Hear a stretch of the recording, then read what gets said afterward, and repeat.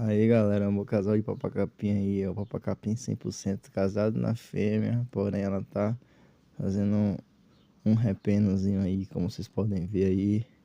Mas tá em dois voadorzinhos aí, não sei exatamente quantos centímetros se tornou aí, mas tá desse jeito aí. Eu vou ficar pendurando aí na parede aí, no prego fixo, colocando várias alimentações pra tá tentando reproduzir aí. Se inscreve, deixa seu comentário aí. Forte abraço, tamo junto. Valeu e fui.